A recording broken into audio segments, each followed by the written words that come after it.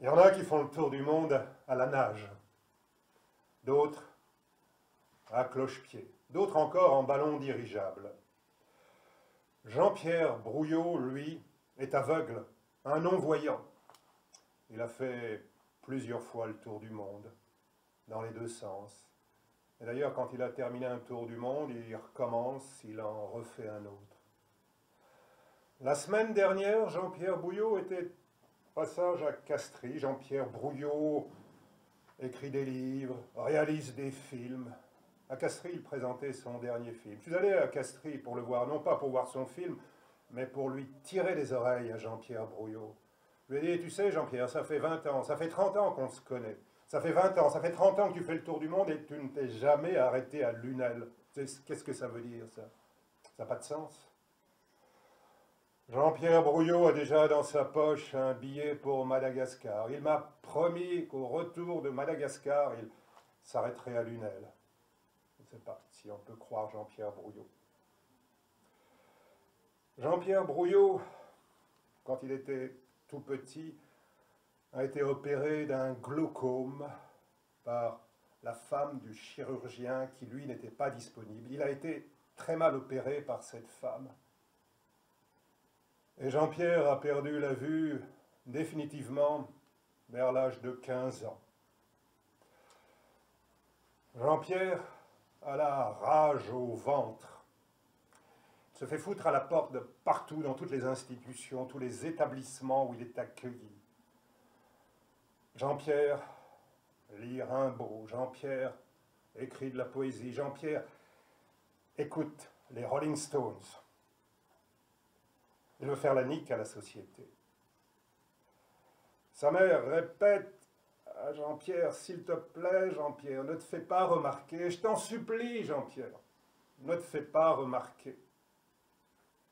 Et un beau jour, c'est son père qui lui donne un coup de pied au cul, qui le fout dehors à la porte de la maison, il donne son passeport et allez, dehors. Jean-Pierre se retrouve à la rue, devient SDF. Il fait la manche, vous savez, en regardant au ciel comme font les aveugles. Jean-Pierre fume du hashish. Jean-Pierre prend du LSD.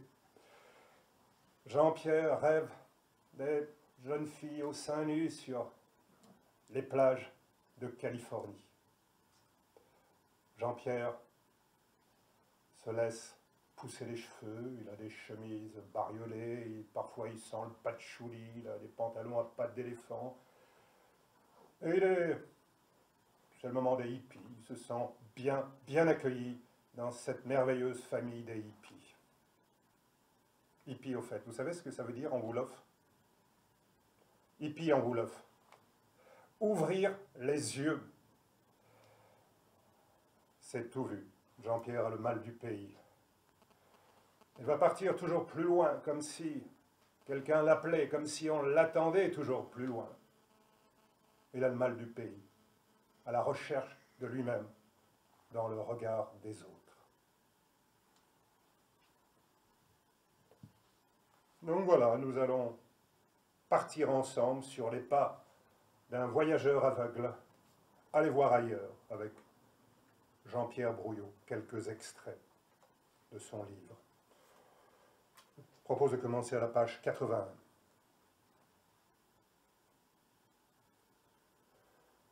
L'Afrique et l'Asie, ce n'était pas pour tout de suite.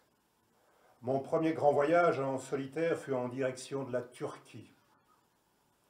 Par le train, il s'agissait d'abord de traverser la Yougoslavie, où, jeune homme à la découverte du monde, j'avais prévu de m'arrêter. Quand j'entendis le nom de Zagreb, je descendis du wagon. C'était la nuit. Dès la sortie de la gare, n'ayant pas de quoi me payer une chambre d'hôtel, je décidai de déplier mon duvet sur un banc où ma canne venait de buter. Un arrêt de bus, apparemment. Affamé, transi, je cherchais le sommeil lorsqu'une voix se fit entendre. C'était une femme. Je ne comprenais rien à ce qu'elle me disait. Était-ce du croate ou bien du serbe? Ça ne changeait pas grand-chose puisque je ne connaissais pas ces langues. La mystérieuse femme me prit la main et me guida jusqu'à sa voiture. Nous roulâmes vers sa maison. J'étais en parfaite terre inconnue et pourtant je n'éprouvais aucune crainte. Je me laissais faire, comme on s'abandonne à son destin. C'est un instinct que j'ai conservé, il me semble. Je me fie à une petite lumière intérieure qui m'indique si je suis en sécurité ou non. Une fois, chez elle, la femme me montra ma chambre. Dans le silence le plus complet, elle me fit toucher le lit, puis me conduisit jusqu'à la salle de bain. Ensuite, elle me glissa quelques mots dont je ne saisis que la douceur. Ne sachant rien de mon hôtesse, ni de l'endroit où je me trouvais, je partis à la recherche d'indices. Je me mis à toucher les meubles et les objets de la chambre. C'est une habitude que la cécité me dicte. Lorsque j'arrive chez les gens, pour me rapprocher d'eux, j'éprouve le désir de découvrir leur cadre de vie. Je laisse mes mains errer sur tout ce qui est apparent, donc visible, les objets, la déco. Je touche beaucoup. Mes doigts deviennent mes yeux. Mes hôtes peuvent se montrer surpris ou agacés, comme ma mère qui, avec son obsession de la propreté, m'a toujours suivi avec un chiffon. Les humains exposent des objets pour qu'ils soient vus. Moi, je ne peux partager ce plaisir muet. De même, pour les lieux touristiques, on a beau me les décrire, je n'en ai qu'une représentation partielle. Il me faut sentir, découvrir, prendre contact avec la matière. J'entre ainsi dans le monde des voyants. Il peut m'arriver pendant un repas de me lever pour découvrir ce qui m'environne. Chaque objet me délivre une information sur mes hôtes, ce qui les émeut, ce qu'ils y projettent, ce qu'ils cherchent à exprimer de leur personne, ce qui les émerveille. Les objets deviennent la fiche anthropométrique de leur monde intérieur. Certains, sensibles à ma curiosité, me présentent même des maquettes en miniature des monuments qu'ils ont pu visiter. C'est une attention qui m'a ainsi permis de voir la Tour Eiffel et le Taj Mahal. Pour les voitures aussi, j'aimerais bien savoir. Je n'en ai que le souvenir de mon enfance. Je sais pourtant qu'elles ont changé de look depuis. Elles sont malheureusement bien trop grosses pour que je les appréhende dans leur globalité. Au cours de cette nuit, je me suis relevé à plusieurs reprises, mais j'en ai pas appris beaucoup plus sur mon inconnu de Zagreb. Je me souviens juste qu'il y avait un aquarium dans la pièce. Ce fut la dernière chose que j'ai remarquée avant de tomber dans les bras de Morphée. Le lendemain matin, je me suis dirigé à tâtons vers la salle à manger. Un super petit déjeuner m'y attendait. La femme aussi était là, toujours muette. Après m'avoir rassasié, elle m'a raccompagné à la gare.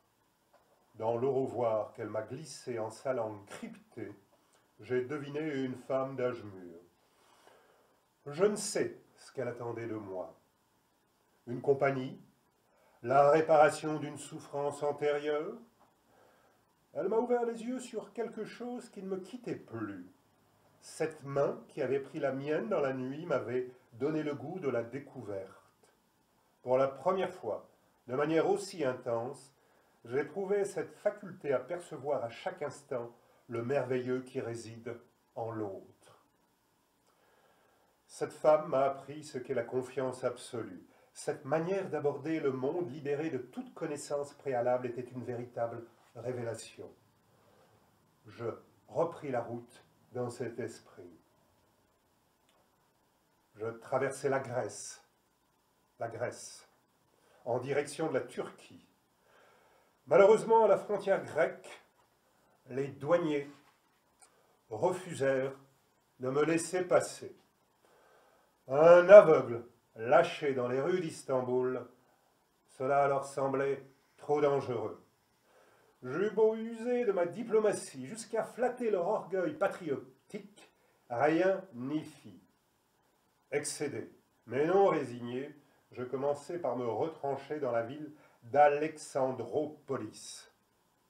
À la recherche d'un plan B, je rageais, balayant l'air à grands coups de canne. J'en étais à ma énième cigarette lorsque je croisai enfin un groupe de 3 Américains. Ça y est, j'avais trouvé mes sauveurs. Sitôt qu'ils voulurent savoir si j'avais besoin d'aide, je leur demandai s'ils accepteraient de se faire passer pour des amis à moi. Ça m'aiderait à franchir la frontière. Nous mîmes alors un numéro au point. Il s'agissait de se tomber dans les bras devant les douaniers. Ainsi avons-nous pu tromper leur vigilance. Nous avons même poursuivi ensemble le trajet en train afin de déjouer totalement leur attention. À Istanbul. Istanbul. Cependant, je me demandais si les douaniers n'avaient pas eu raison. La langue, l'organisation de la ville. Ici, tout était compliqué pour un aveugle voyageant seul. J'étais perdu, sans compter que ma cécité devait m'exposer plus encore aux yeux des voleurs. Ça n'a pas tardé.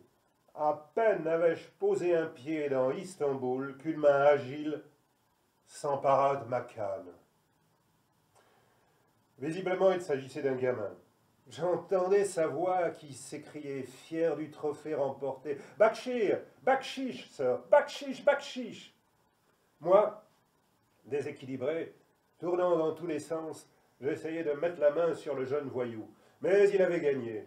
Je ne pouvais rien déchiffrer de mon environnement immédiat. Ne sachant que faire, je décidai de m'asseoir exactement là où je me trouvais. C'était une manière de me montrer vaincu. Combien de temps suis-je resté ainsi en suspension? Puis, une tape amicale dans le dos, accompagnée d'un rire gêné, me sortit de ma rêverie. On me rapportait ma canne. L'homme, qui ne parlait que le turc, repartit aussi discrètement qu'il était venu. J'en conclus qu'il avait vu l'enfant me dérober ce précieux bâton. Va savoir. Peut-être existe-t-il aussi un Père Noël dans ce pays, un père saisi de compassion pour ces hommes qu'Allah a privés du regard.